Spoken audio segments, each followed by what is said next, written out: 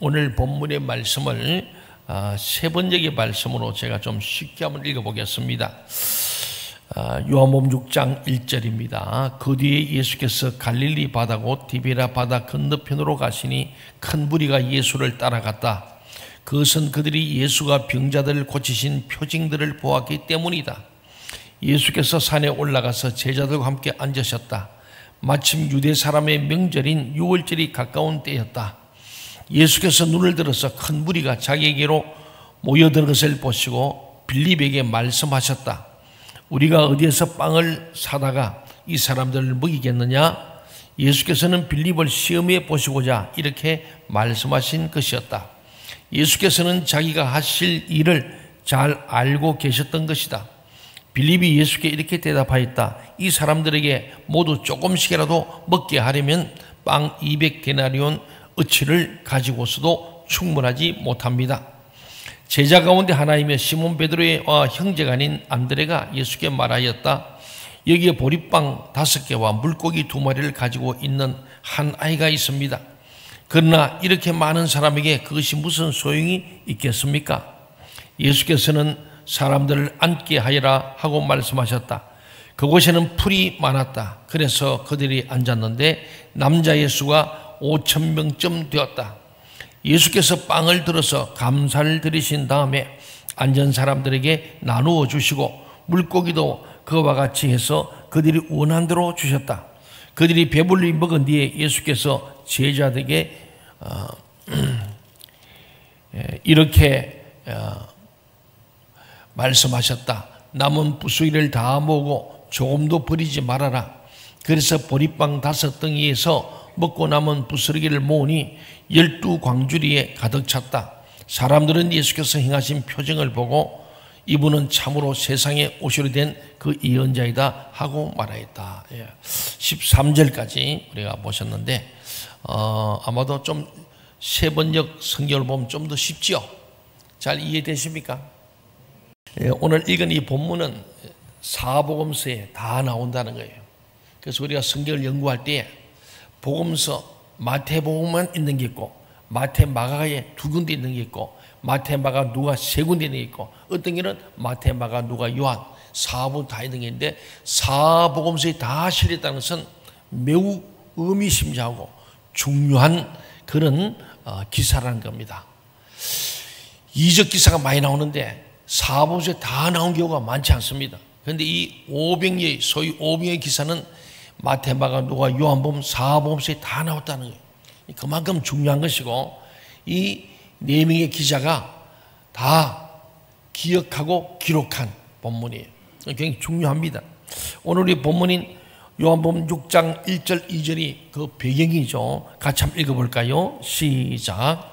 그 후에 예수께서 디베랴의 갈릴리 바다 건너편으로 가시매 큰 무리가 따르니 이는 병장들에게 행하시는 표적을 보았음이로라. 예수님이 디베랴의 갈릴리, 이 말은요 게네사렛, 디베랴 이렇게들 표현합니다.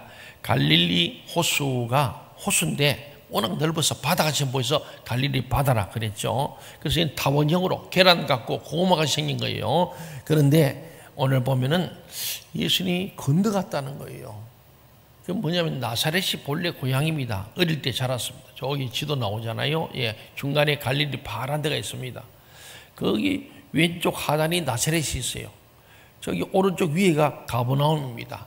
그 가버나움 뒤산이 베시다 동산입니다. 그래서 팔복을 선했죠. 근데 예수님께서 저곳에서 배를 타고 갈릴리를 건너가는 거예요. 그리고 실제로 나사렛에서 어리실 자라고 난 뒤에 예수님이 공생애를 시작하면서 공생애의 중심지, 전도의 중심지를 어디로 옮겼느냐? 나사렛 조그만 동네라면 가버나움이 세관도 있고 관공서가 있는 소재지입니다. 그래서 가버나움으로 이사를 가가지고 거기에 예수님의 집을 준비해서 거기서 살게 된 겁니다. 예수님은 집이 없는 게 아닙니다. 제가 처음 선보러 오더니 목사님, 예수님은 집도 없고 굴도 없고 절도 없습니다. 그런 얘기를 하시더라고요. 성경을 잘 모르는 얼치기들이 하는 얘기예요. 예수님은 나사렛 집이 있었고 가버나움 이사서 가버나움에 집이 있습니다. 예수님의 집이 있습니다. 근데 이 가버나움으로 가서 거기서 이제 정착하게 되는데, 오늘은 가버나움을 중심으로 전도하는 내용이죠. 많은 사람들이 아침부터 밤늦게까지 병을 고치게 몰려왔다는 거예요. 사람이 몰려온 이유는 오늘 보니까 병 고치러 왔다, 그렇게 얘기하고 있습니다. 오늘 표준 세번역 우리 보니까 그러잖아요. 2절에 보면 큰 무리가 예수를 따라, 그것은 큰 무리가 예수를 따라갔다, 그것은 그들이 예수가 병자들을 고친 표징들을 보았기 때문이다. 병고침을 받으려고 사람들이 몰려들었습니다. 예수님께서 지금 디베라 바다를 건너서 갈릴리 호수를 건너서 베스다로 가신 이유는, 베스다는 가버나움에 있는 겁니다. 예. 이 잠깐 쉬시기 위해서 한적한 곳을 찾아가신 거예요. 예수님도 우리가 동안 6월 갈 때 피곤합니다. 좀 쉬려고 건너편 오게, 사람이 너무 많으니까 건너편은 가버려야 사람들이 못 쫓아오고 사람 없이 좀 조용히 한적을 쉬면서 기도도 하고 그러려고 건너갔습니다. 예수님은 휴식 시간이 기도하는 시간이고, 기도하는 시간이 곧 휴식이었음을 성경의 여러 곳에서 볼 수 있습니다. 제가 신학을 하기 전에 신학을 소명 확인하려고 저 태백 황지 하장리라는 곳이 이 손이 있습니다. 대천덕 신부님이 세워놨는데 60년에 세운 거죠. 천막으로 시작했는데 거기 가면 현판이 붙었어요. 기도가 노동이고 노동이 기도다, 이렇게 써놨어요. 그런 말씀을 드리면 예수님도 그런 거예요. 기도가 휴식이고 휴식이 기도예요. 예. 기도하며 쉬시기도 하고, 그런 것이 예수님의 창의적인 휴식 방법을 보게 됩니다. 요한복음 4에 보면 예수님께서 사마리 땅 지나가다 수가성 들려가지고 우물가에서 물 좀 먹고 좀 쉬려고 하는데 누가 왔어요? 한 여자가 찾아왔어요. 쉬면서 사역을 하신 거예요. 주님은 늘 쉬는 것 같지만 일하시고 일하는 것 같지만 쉬시는 그런 창의적인 휴식 방법이에요. 우리도 뭐 여러분들 휴가를 다녀오셨겠지만은 휴가, 모든 걸 좀 내려놓고 쉼을 가질 필요가 있습니다. 저도 처음 와서는 우리 교회 뭐 교인이 100명도 안 될 때니까, 그리고 교회 문제도 많고 탈도 많고 기도할 적이 많아서 수시로 제가 기도원에 갔어요. 가면 2, 3일씩 기도하고 쉬다 오고, 기도도 하고 쉬기도 하고, 책도 보고 논문도 쓰고, 뭐 그래서 기도원을 자주 갔습니다. 요새는 그렇게 비울 시간이 많지가 않아서 자주 못 갑니다. 근데 보면은 이런 창의 방법이 중요해요. 그래서 저도 휴가를 따로 이렇게 내본 적이 많지가 않아요. 어떤 분은 목사님 휴가 안 가십니까? 그냥 일하며 쉬고 쉬면서 일하고, 예수님 그랬더라니까. 그런데 예수님 보니까 예수님도 비슷해. 그래 저는 그렇게 합니다. 예수님이 하신 일이 일하시면서 쉬시는 거예요. 그러니까 이번에는 좀 따로 특별히 한적 가운데 쉬려고 일부러 이 나사렛에서 저 가버나움 베스다로 가셨는데, 거기에 보니까 오늘 육로로 예수님을 따라가려고 이 군중들이, 왜 환자들이가 병이 나려니까 그러니까 하다가 이제 가시니까 그 병을 고쳐야 될 거 아니에요. 그러니까 죽기 살기로 주님은 배를 타고 갈리로 지름길로 가는데 이 사람들은 뭐 육로로 둘러가지고도 얼마나 빨리 왔는지 좀 보세요. 저기 벌써 예수 배 타고 도착하려고 하니까 벌써 베시다에 예수님 오는 배 오는 줄 보고 와서 지금 마중하는 거예요. 예수님 배 딱 도착하니 벌써 사람들이 이렇게 물이 꽉 몰려와 있는 거예요. 여러분 좀 쉬러 갔는데 사람들이 또 병 고쳐달라고 쫓아오면 좋아요, 싫어요? 짜증나는 거예요. 그러잖아요. 예. 근데 예수님께서도 그렇게 사신 거예요. 좀 실려갔는데 사람들이 와가지고 또 병 고쳐달라고 하는 거예요. 그러나 주님은 그들을 탓하거나 물리치지 않으셨고 불쌍히 여겼습니다. 마가복음 6장 34절에 보면요, 때를 지어 다니는 무리들을 보시고 하신 말씀이 있어요. 같이 한번 읽어볼까요? 마가복음 6장 34절 시작. 예수께서 나오사 큰 무리를 보시고 그 목자 없는 양 같음으로 인하여 불쌍히 여기사 이에 여러 가지로 가르치시더라. 예수님들 불쌍히 여기다는 게 중요합니다. 우리는 다른 사람을 좀 불쌍히 해야 돼요. 예수님은 정말 짜증날 일인데도 불쌍히 계시고 말씀을 가르쳤다고 오늘 성경은 기록하는 거예요. 불쌍해서 여러 가지를 가르치더라. 오히려 여러 가지를 가르치다고 기록하는 것은 피곤했음에도 불구하고 그들을 불쌍히 여기고 하는 말씀을 가르치는 것이 예수님의 생활 양식이었다. 예수님은 내가 피곤하고 쉬고 싶고 기도하기를 원하시지만은 나 중심적이 아니라 저들을 먼저 생각하셨고 육로로 돌아온 갈급한 군중들의 심령을 살펴서 하는 말씀을 가르친 거예요. 그럼 말씀을 가르치다 보니까 어느새 시간이 좀 흘러가고 저녁이 됐고 무리들이 지치고 배고픈 시간이 되었다는 데까지 신경을 쓰시는 거예요. 예수님. 오늘 예수님께서는요, 그들이 병 고치러 왔지 뭐 먹을 것까지 주기를 바란 건 아니었습니다. 그러나 예수님께서는 그들이 말하지 않는 소원과 필요까지 알아보셨다는데 중요함이 있는 거예요. 그게 별이에요. 사랑하는 여러분, 예수님은 그들의 말씀을 가르칠 뿐만 아니고 구하기 전에 무엇이 필요한가를 미리 아시고 그들의 사정을 헤아려 주시는 아름다운 뜻이 바로 주님 마음이고, 우리 예수의 제자라면 우리도 그래야 되는 거예요. 목사만 아니요, 장로도 마찬가지예요. 집사, 권사도, 우리 교구장, 지역장, 셀 리더가 그래야 되는 거예요. 동의하십니까? 아멘. 예, 우리 모두가 그런 마음을 가져야 돼요. 목사님만이 아니에요. 교구장이면 교구 일에 정말로 열심히, 지역장도 마찬가지, 셀 리더도 마찬가지. 오늘 주님은 나 중심적이 아니라 저들을 먼저 생각하시는 거예요. 굉장히 중요한 말씀이죠. 그래서 예수님은 영의 양식만 아니고 육의 양식까지 염려해서 빌립에게 오늘 6장 5절 하반절에 보니까 우리가 어디서 떡을 사서 이 사람들을 먹이겠느냐? 예수님은 빌립을 시험했다고 말합니다. 예수님은 방법을 알고 있고 결과까지 알고 계셔. 그런데 빌립은 늘 동계산하는 사람이에요. 말만 하면 돈 하는 사람이니까 시험했다고 하는 거예요. 자, 우리가 어디서 떡을 사서 이 사람 먹이겠느냐? 너 계산 잘하지? 하고 물어본 거예요. 이때 빌립은 각 사람에게 조금씩 받게도 200데나리온이 부족하다고 재빠르게 계산을 해서 대답했어요. 그 6장 7절에 나오잖아요. 한 데나리온의 돈의 가치는 노동자 하루 품삯으로 그 당시 계산됩니다. 그러면은 200데나리온이면요, 노동자가 먹지도 않고 쓰지도 않고 6개월을 해도 안 되는 거예요. 30일씩 6개월이면 180일이에요. 180데나리온밖에 안 됩니다. 그리 큰 돈이에요. 물론 이런 계산을 하고 있었지만은 그 상황에서는 돈도 물건도 없는 형편이었죠. 바로 이때 시몬 베드로의 형제 안드레가 예수께 얘기합니다. 6장 9절 같이 한번 읽어볼까요? 예, 시작. 여기 한 아이가 있어 보리떡 5개와 물고기 2마리를 가지고 있나이다. 그러나 그것이 이 많은 사람에게 얼마나 되겠사옵나이까. 예. 빌립의 의견과 안드레의 의견의 차이점을 여기서 보는 거예요. 빌립은 완전히 인간적인 계산을 하는 아주 돈에 체리해요. 돈 계산을 잘하는 거예요. 저도 교회 일하자 하면 돈 계산 못하고는 반대하는 사람이 있어. 참 불쌍해 보여. 주님은 돈으로 하는 게 아니에요. 믿음으로 하는 거예요. 우리 이 교회 지을 때 뭐 돈으로 했나요? 믿음으로 한 거예요. 내가 믿으면 하나님을 보내서 130억의 이 공사를 해낸 거예요. 돈 한 푼도 없었어요. 마이너스 4억이었어요. 그걸 경험하고도 아직도 말만 하면 돈 하면은 불쌍한 사람이에요. 믿음이 이깁니다. 아멘. 믿음대로 됩니다. 아멘. 할 수 있게 된 무슨 말이냐? 믿는 자이 능치 못함이 없다는 거.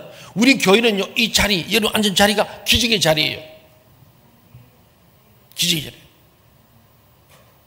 다들 반대하는 사람도 있고 안 따르는 사람도 있고 뭐 여러 경우가 많습니다만 결국은 하나님 믿음을 하는 거예요. 오늘 지금 이 사건이 바로 믿음이냐 계산이냐라는 거죠. 빌립은 완전히 인격적인 계산을 하고 인간적인 계산을 하고 있는데 비해서 안드레는 특별히 어떤 기적을 바란 것도 아니지만은 현재의 실정이 이렇습니다 하는 것을 주님께 말씀드리고 있습니다. 지금 우리 보니까 보리떡 물고기 2마리밖에 없는데요, 뭐 그런 얘기입니다. 별로 소용이 안 될 줄은 알지만은 그래도 사실대로 여기 보리떡과 물고기 있습니다 하고 내놓은 거예요. 예, 저기 소년이 가진 거잖아요. 예. 자, 우리도 때로는 내가 미리 판단해서 포기할 때가 있습니다. 많은 사람 그죠? 머리가 좋으니까 빨리 판단해. 된다 안 된다. 여러분, 될 것 같으면은 막 들러붙고 안 되면 다 물러나 버리는 게 우리 사람입니다. 그러나 이루어지고 아니하고는 하나님이 결정하실 일입니다. 아멘. 우리는 사실 있는 그대를 내놓을 필요가 있는 거예요. 사실대로 내가 가진 사정 진실을 그대로 하나님 앞에 아뢰는 기도의 자세가 중요합니다. 하나님, 제가 이래 부족합니다. 가진 게 없습니다. 저도 지금 그렇게 늘 기도 그래 합니다. 그런데 하나님 손에 올려드립니다. 교회도 상담소도 복지관도 업종학교도 하나님 손에 올려드립니다. 믿음은 바라는 것들이 실상이에요. 바라는 것의 실상을 보는 게 믿음이에요. 보이지 않는 것들의 증거예요. 지금 눈에 아무 증거 없어. 자꾸 보여달래. 뭘 봐? 믿음이지. 믿고 봐야지. 내가 믿으면은 하나님 영광을 본다 했지. 네가 보면은 영광을 믿게 된다, 그게 아니에요. 믿음이 있노라 하지만 믿음 없어. 너무나 빌립 같은 인간적인 계산만 하는 거예요. 반드시 후회하지요. 오늘 이 말씀이 그거예요. 사실 우리는 부족합니다. 그러나 부족하지만 주님의 손에 올려드리니 주님께서 역사해 주세요. 아멘. 감사 기도가 거기서 나오는 거예요. 지금 눈에 아무것도 안 보여. 언도도 그랬잖아요. 아펜셀러 많은 성도들이 지금은 아무것도 조선 땅에 왔지만 보인 게 없습니다. 캄캄합니다. 그러나 주님만 의지하고 나가겠습니다. 그게 선교사들의 삶이었습니다. 사랑하는 여러분, 오늘 보전 빌립은 계산이 빨랐던 사람이나 불신앙적 사람, 믿음이 없는 거예요. 불신앙이에요. 안 믿어지니까 내 생각, 내 계산 딱 해보니까 안 돼, 끝. 이게 빌립의 태도입니다. 예수님은 빌립을 시험하시기 위해서 어디서 떡을 사서 이 사람들로 먹게 하겠냐고 물으셨는데 불합격했죠. 주님 그게 원한 게 200데나리 문제가 아니에요. 믿음을 요구하십니다.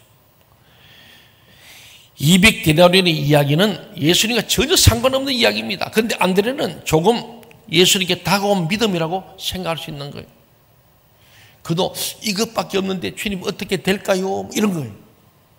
이제 보리떡 5개와 물고기 2마리를 대해 생각해 보고자 합니다.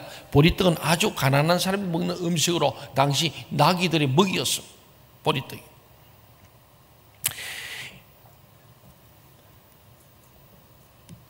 다음에 물고기는 좀 신학적인 이야기가 되겠습니다. 마태, 마가, 누가복음, 공간복음에서는 원문으로 헬라어로 익투스래. 익투스가 물고기입니다. 살인 물고기 익투스. 그런데 오늘 본문이 요한복음에서는요 익투스를 하지 않았어요. 요한은 다르게 옵사리온이라고 헬라어로 표현하고 있습니다. 다른 거예요. 같은 오병의 사건인데 마태막은 누가는 익투스라는 큰 물고기를 얘기하는데 오늘 요한은 옵사리온, 작은 물고기. 예, 그렇죠. 소금이 지린 조그만 물고기. 이거 보면요 성결법에서 고기를 딱 낚고 나면 법이 있어요. 큰 물고기는 바구니에 담아서 집에 가서 먹기도 하고 팔기도 하는 거예요. 그러나 아주 작은 것은 다시 강에다 풀어놔야 돼요. 근데 이 옵사리온은 뭐냐면은 집에 갖고 가기도 그러고 다시 놔주기도 하고 애매한 거. 그래서 골라내니까 큰 고기는 바구니에, 작은 거는 물고. 그 남은 거예요.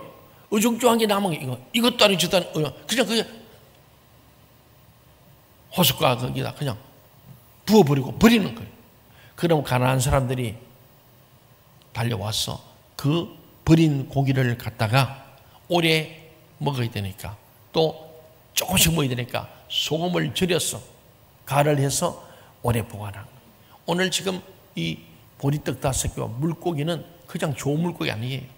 버린 물건 이걸 소금 절인 그 옵사리온을 것입니다. 그러면 가난한 사람들이 와서 이 옵사리온을 건데 오늘 그 소년도 가난해요. 보리떡, 짐승이 먹는 밥, 아사리온, 버려진 물고기, 간을 절이는 거, 짠 거. 굴비하고 조기 차이를 아세요? 같은 거요, 다른 거요? 그것도 모르고 보리굴비 먹고 있어요? 영광굴비 먹고 있어요? 예. 근데 제가 내가 말은 바르게 한다고 했는데 표현을 잘못했는가 봐. 어디 목사님 거꾸로 얘기했대. 맞아요. 원래 고기는 조기가 고기죠. 조기 알아요? 예. 조기는 우리가 구워 먹는 거요. 아주 싱싱한 거. 그건 조기 참 저도 조기를 좋아합니다. 조기 선물은 안 들어오대. 조기 참 맛있는 거예요. 그거 조기 한 마리 있으면 다 밥하고 먹으면 다 구워가지고 볼가 먹으면 맛있잖아요. 근데 굴비는 오래 보관하기 위해서 조기를 소금을 넣어 절인 것이 굴비. 그래서 굴비 걸어 놓는 거 아니에요. 맞습니까? 모르면 뭐 내렸다 대고. 아이고 참 뭐 그 관심이 뭐요? 조기도 굴비도 관심 없고 예수님만 관심 있죠. 마태, 마가, 누가복음에서는 그저 물고기를 했는데 사도 요한이 자세히 보니까 그것은 큰 물고기가 아니라 소금에 절인 옵사리온이었다고 구별해서 표현한 거예요. 그래서 요한복음이 중요합니다. 요한은 팩트에다가 신학까지 곁들여서 아주 깊이 있는 말씀이 요한복음이에요. 그 다른 데 없는 것들이 요한복음에 많이 나옵니다. 이 보잘것없는 음식, 보리떡과 옵사리온, 이 음식에서 기적이 난 거예요. 여기서 우리가 깨달아야 할 것은요, 이적이 어떤 경로를 통해서 나타나냐 하는 것입니다. 어떤 경로?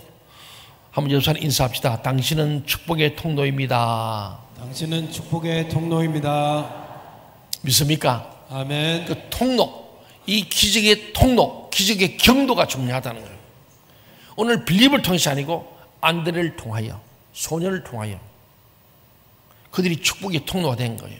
동의하십니까? 아멘. 빌립이 아니라 안드레와 이 소년이 축복의 통로, 축복의 경로로 사용됐다는 거예요.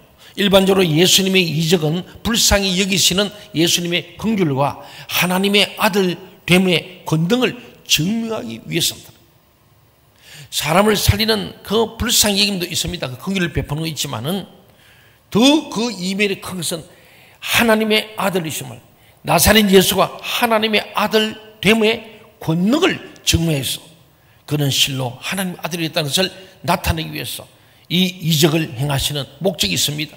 오늘 이 기적에서도 첫째로 불쌍히 여기시다고 말씀하고 있습니다. 우리들도 정말 누군가를 불쌍히 여기는 뜨거운 마음으로 위하여 기도하면 이 기도에 응답이 있음을 경험하게 됩니다. 자, 자신과 우리 가족과 이웃을 또 교회와 민족에서 정말 불쌍히 여기는 마음, 간절한 마음, 뜨거운 마음으로 기도할 수 있기를 간절히 소원합니다. 아멘. 거기에 하나님의 역사가 있다는 거예요. 두 번째는 안드레의 수고가 있었어요. 보리떡 5개, 물고기 2마리를 발견해서 소개하는 이 소개자의 중요한 역할이 이 이적을 이루게 했다는 거예요. 여러분, 좋은 소개자가 되고 좋은 화해자가 되고 좋은 거간꾼이 되어야 합니다. 아멘. 사람들을 이간질하고 갈라놓는 게 아니고, 오늘 안드레는 주님 앞에 보잘것없는 보리 5개, 물고기 2마리 있는 이 어린 아이의 도시락을 이렇게 제공하는 거예요. 세 번째로 더욱 중요한 것은 어린 소년이 이 음식을 예수님께 바쳤다는 사실입니다. 이것은 적고 보잘것없는 음식이었지만 예수님의 손에 들려질 때 큰 역사가 이루어졌습니다. 네 번째는 중요한 것은 내 손에 있을 때는 비록 작은 것이지만 그리스도 주님의 손에는 큰 것이라는 거예요. 주님의 손에 올리면 큰 것이 되는 거예요. 다섯 번째로 오늘의 제목인 예수께서 이 보리떡과 물고기를 가지고 축사하셨다. 축사. 이 말은 헬라어로 유카리스 테사스라고. 이는 감사라는 뜻이에요. 이 장면은 기가 막힌 장면입니다. 빌립이나 안드레의 생각뿐만 아니라 누가 보아도 불가능한 거예요. 5,000명 남자만 거기 딸린 처자식을 하면은 10,000명이 넘을 줄 몰라요. 그렇잖아요. 우리 오늘 보지만은 거기 보면은 그냥 우리 성경에는 5,000명쯤 되더라 했지만은 표준 세부에는 딱 보이잖아요. 남자의 수가 5,000명쯤 되었다. 굉장히 정확하게 표현합니다. 그때는 숫자 셀 때 남자밖에 안 해요. 20세부터 60세. 그 사람이 사람이에요. 나머지는 사람 취급도 못 받고 숫자에도 안 들어갔거든요. 그러니까 남자의 수가 5,000명이에요. 그러면 따라온 가족들이나 부축하는 환자 부축하는 사람들 또 어린 애들까지 하면은 한 10,000명이 될지 몰라요. 하여튼 남자만 5,000명인데 이 놀라운 일이죠. 이 5,000명 앞에서 이거 보리떡하고 이거 가지고 뭘 어디 갖다 붙이겠어요? 그러잖아요. 그런데 이 불가능한 가운데 주님께서는 축사, 감사 기도를 드렸다는 거예요. 이 감사 기도. 이 말은 유대 사람들이 식사 때마다 일반적으로 하나님께 감사드리는 일반적 감사 기도였던 것 같아요. 우리가 밥 먹을 때 기도하잖아요. 예.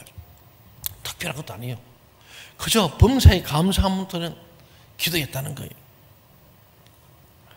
여기서 우리가 생각해야 할 것은요, 첫째, 어떻게 5,000명을 앞에 놓고, 그것도 남자 장정 5,000명, 보리떡 5개 물고기 2마리로 감사 기도가 되겠어요?